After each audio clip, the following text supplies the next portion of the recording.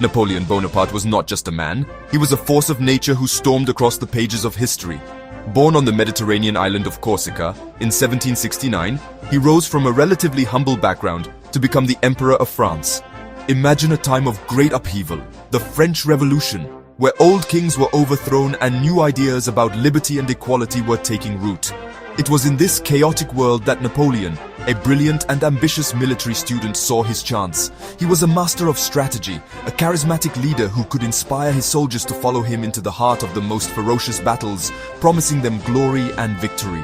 His rise was nothing short of meteoric. By his early 30s, he had seized control of France and crowned himself Emperor Napoleon I in 1804. He was not content with just ruling France. He wanted to dominate all of Europe. He led his armies across the continent, from the dusty plains of Spain to the frozen fields of Russia, redrawing maps and toppling ancient monarchies. Napoleon was a modernizer, introducing new laws like the Napoleonic Code, which are still influential today. But he was also a conqueror, driven by an insatiable hunger for power and a belief in his own destiny to rule. One nation, however, stood defiantly against him: Great Britain. This island kingdom, with its powerful royal navy, was Napoleon's greatest rival. He famously called Britain a nation of shopkeepers, a jab at its commercial power, but he knew this power was a significant threat to his European empire. The British funded coalitions against him and used their naval supremacy to blockade French ports, strangling his economy. For Napoleon, conquering Britain was not just a strategic goal, it was the ultimate prize, the final piece of the puzzle that would cement his total control over the Western world.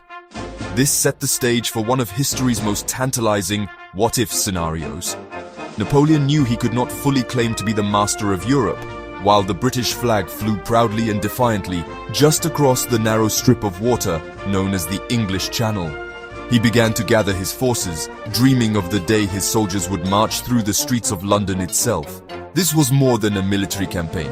For Napoleon, it was personal. He was determined to crush the one enemy that consistently thwarted his grand ambitions and challenged his imperial authority at every turn. Along the coast of northern France, opposite the white cliffs of Dover, Napoleon assembled a military force unlike any seen before. This was the Armée d'Angleterre, or the Army of England, later known as the Grand Army. From 1803 to 1805, the port of Boulogne became a massive military camp, buzzing with the energy of over 150,000 elite soldiers. These were not just any troops, they were veterans of his victorious campaigns in Italy and Austria, hardened, disciplined, and fiercely loyal to their emperor. They believed he was invincible, and they were eager to prove it on British soil for the glory of France. The preparations for the invasion were immense and incredibly detailed. Napoleon, a genius of logistics, oversaw the construction of a massive fleet of flat-bottomed barges and transport ships designed to ferry his army, their horses, and their cannons across the English Channel. He even had a special medal struck, ready to be distributed after the successful conquest, with the inscription "Struck in London, 1804. This shows just how confident he was. He drilled his men relentlessly, practicing embarking and disembarking from the boats until they could do it with lightning speed, even in the dark of night. The plan was simple in its audacity, but incredibly difficult to execute. Napoleon needed to control the English Channel even for just a few hours. His idea was to use the combined French and Spanish fleets to lure the main British Royal Navy away, perhaps towards the West Indies, creating a brief window of opportunity.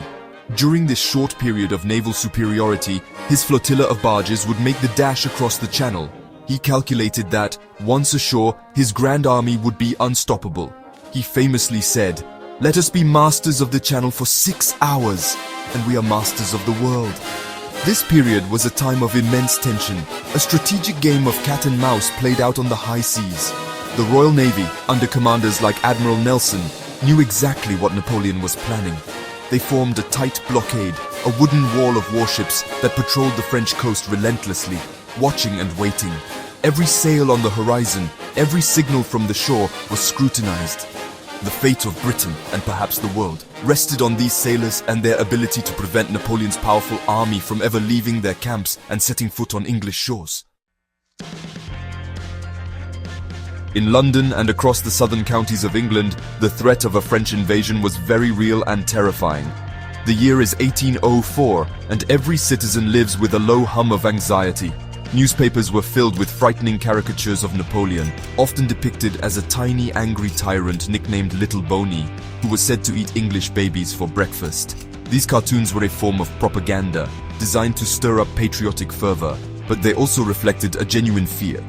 People imagined French soldiers, known for their ruthlessness on the continent, plundering their homes, burning their cities, and destroying their way of life. The government took the threat extremely seriously. Watchtowers, known as Martello Towers, were built all along the south coast, many of which still stand today as silent reminders of this tense period. A network of beacons was prepared on hilltops, ready to be lit the moment French sails were spotted, sending a signal of alarm racing towards London. Local militias, made up of ordinary men, farmers, shopkeepers, and blacksmiths, were formed. They drilled with muskets and pikes, preparing to defend their homes and families against some of the most professional soldiers in the world. The Grand Royal Military Canal was even dug to act as a defensive barrier across the Romney Marsh in Kent. Imagine being a Londoner on a misty autumn evening. You might hear a rumor that the French fleet has broken the blockade, that the beacons have been lit. Panic would ripple through the city. The wealthy might pack their carriages with valuables, ready to flee north at a moment's notice. The Bank of England would have plans to move its gold reserves to safety.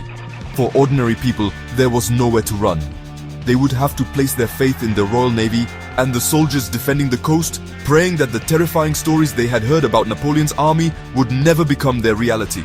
This period of waiting created a powerful sense of British identity and unity against a common enemy. Patriotic songs were sung in pubs and theaters, and volunteers rushed to join the defense forces. It was a time of great uncertainty, where the future of the nation felt like it was hanging by a thread. The constant threat from across the Channel forged a generation of Britons who saw themselves as guardians of liberty against Napoleonic tyranny. The fear was a powerful motivator, steeling the resolve of the people to resist any invasion, no matter the cost. Let us imagine the unthinkable happens. It is a calm, foggy morning in late 1805. The Royal Navy has been successfully lured away and Napoleon's invasion flotilla sets sail. Thousands of barges packed with soldiers, horses, and cannons emerge from the mist and land on the beaches of Kent. The Grand Army is finally on British soil. The initial shock would be immense. The beacons would flare to life one by one, sending a river of fire and smoke across the countryside.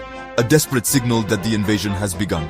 The local militias would bravely try to slow the French advance, but they would be no match for Napoleon's disciplined veterans. The French army, under the personal command of the Emperor, would likely march swiftly towards London. Their goal would be to capture the capital as quickly as possible, to seize the government and the Bank of England, and to force a British surrender before the nation could fully mobilize its defenses.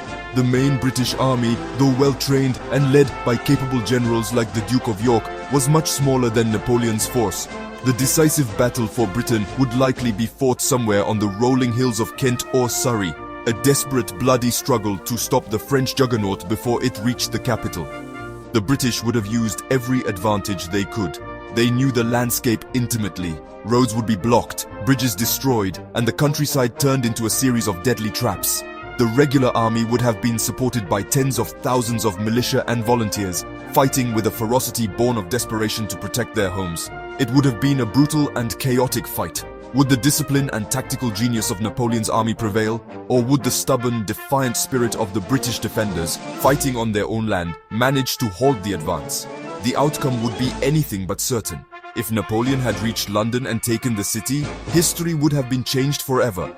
A French-controlled Britain would have meant the end of the British Empire as we know it. Napoleon's dominion over Europe would be complete. There would have been no Battle of Waterloo, no Duke of Wellington to celebrate as a national hero in the same way. The world we live in today, shaped so profoundly by the English language, British law, and its global influence in the 19th century, would be unrecognizable.